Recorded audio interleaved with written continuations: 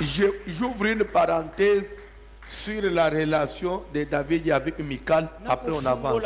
Parce que c'est très important. Michal que David réclamait. Elle était où pour le moment là? À ce moment là, Michal était où? Est-ce que l'église peut me répondre? David réclame Michal. Mais à ce moment là, Michal était où? Pardon? Michal était déjà dans un autre foyer. Femme d'une autre personne. Mais David réclame une femme mariée qui est dans son foyer. Mais il réclame cette femme-là. Il la réclame sur base de quoi? Il dit, c'est ma femme que j'ai fiancée pour 100 prépuces. Je vais vous ouvrir l'intelligence. Ça peut vous faire mal, mais vous devez connaître ça, surtout qu'on est dans les combats spirituels. Le combat spirituel, c'est une guerre de principes. Dans le domaine du mariage, une femme, on ne la marie pas 2 fois ou 3 fois. La femme, elle est épouse de la première personne qui l'a dotée. Une femme dont on a doté par quelqu'un, toi tu viens encore la doter. Si le plan spirituel, elle n'est pas ta femme, elle est toujours femme du premier mari. Je vous révèle 1 Corinthiens, je vais maintenant d'aller dans le Nouveau Testament. 1 Corinthiens chapitre 7 verset 39e. Une femme est liée aussi longtemps que son mari est vivant. Il s'agit de quel mari? Le premier mari. Tant que le premier mari n'est pas mort, il est la femme de celui-là. Tout celui qui peut venir après, il épouse la femme d'autrui. Et c'est pourquoi, qu'est-ce qui justifie le mariage? C'est la dot.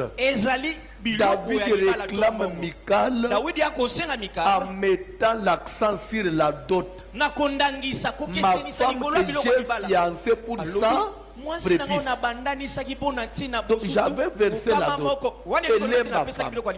Vous n'avez pas droit de la marier à une autre personne tant que moi je suis vivant. Donc elle demeure ma femme. C'est pourquoi je vous dis ceci. Bibliquement parlant, il n'y a pas un montant fixé dans la Bible pour dire que c'est autant qu'on peut dire d'autres. Nous lisons la Bible. David n'a pas dit ma femme que j'ai épousée. Non. Ma femme que j'ai fiancée. Il n'a pas dit que j'ai épousé, mais que j'ai fait quoi? J'ai fiancé. S'il vous plaît, lorsqu'un homme se présente, il rentre chez vous, même s'il donne $10, que vous vous appelez Kangalupang, tu es la femme de cet homme.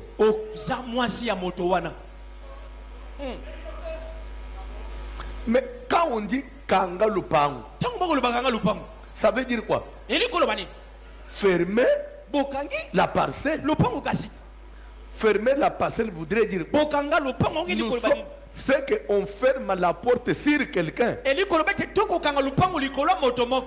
Alors sur qui? C'est sur la femme. C'est que quand je ferme la barrière, c'est pour dire qu'une autre personne n'a plus droit d'entrer. Mais maintenant, moi j'ai fermé la barrière pour empêcher à une autre personne d'entrer. Après l'autre personne vient, il épouse cette femme. La femme dont la barrière était fermée. C'est que cette personne-là qui vient épouser après, moi j'ai la clé, j'ai fermé la barrière. Soit il a cassé la barrière, soit il a escaladé le mur. Alors c'est une violence. Ce n'est pas logique. C'est un voleur. Vérifie bien dans ta vie. La femme que tu as, est-ce qu'elle est réellement ta femme? Ou bien c'est une femme qui a été fiancée par quelqu'un d'autre que toi tu es venu prendre?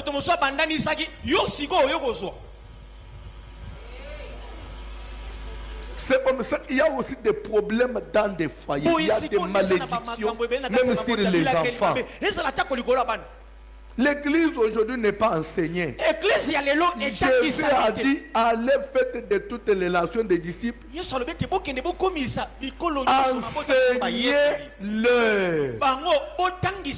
Enseignez-leur à observer tout ce que je vous ai prescrit. Après avoir accepté Jésus, on doit vous enseigner. C'est pourquoi Kalembelem, c'est d'abord l'enseignement. C'est pourquoi tu ne peux pas aller dans un autre foyer, dire à tes parents de restituer d'abord les kangalupang.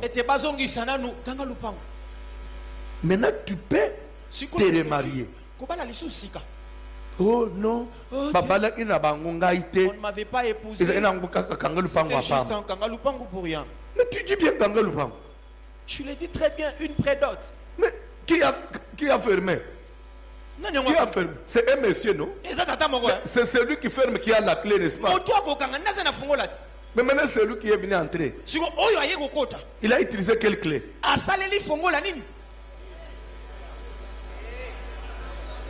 Parce que le monsieur là qui est resté à Mouenadjit, c'est lui qui a la clé. Il y a beaucoup de gens qui me suivent qui se retrouvent dans ces cas. Et les parents qui pident, ils induisent leurs filles en erreur. Tes parents sont prêts à prendre même 3 kangalupang. Il y a des parents qui sont prêts à prendre 2 fois, 3 fois la dot.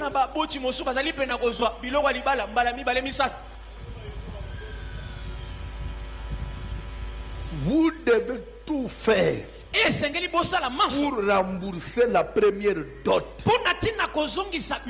Et là tu seras libre. Parce que quand la Bible dit une femme est liée aussi longtemps, qu'est-ce qui lie la femme? C'est la dot qu'on a versée. Et la dot, ce n'est pas les montants. Bon, combien pesa? D'ailleurs, cet argent au pasteur n'a bien voté bon $20 à pamba pamba les c'est de ces $20 là que mon enfant va aller. Mais c'est entre nous, il faut que vérité soit dite. S'il vous plaît.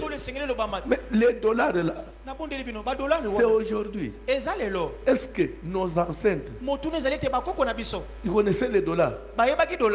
Est-ce qu'au village, pour épouser une femme, on utilise les dollars? N'est-ce pas des fois c'était même, on peut amener un paquet de cigarettes. On a mené les macasses, on appelle ça noix de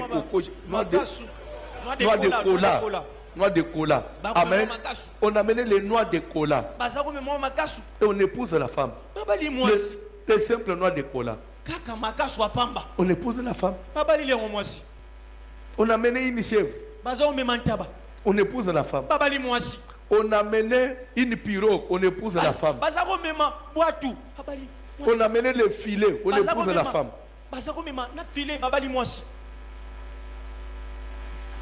Mais aujourd'hui, vous allez trouver une fille qui vous dit, moi, on ne peut pas m'épouser à moins de $3000. Toi, tu penses que $3000 c'est quoi?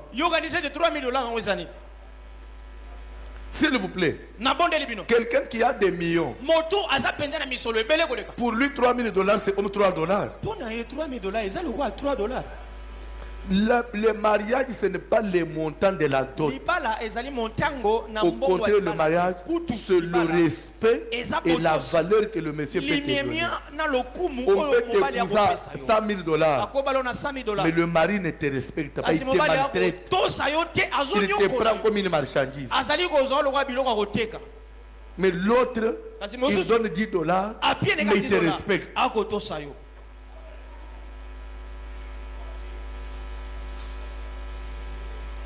Amen. Amen. Alléluia. Amen. Alléluia. Attention. Keba. Ramenez-moi Michal, ma femme que j'ai fiancée sans prépice. Et je vais aussi vous dire des choses. Il y a des garçons ici qui sont mariés 2 fois, 3 fois. Parce que tu as fait des prédotes quelque part. Tu as laissé, tu es allé encore prédoter d'autres parts. Après tu es venu te marier. C'est que tu as combien de femmes? Parce que même celle que tu avais prédotée, c'est ta femme. Jusqu'à preuve du contraire, tant que le lien n'est pas coupé.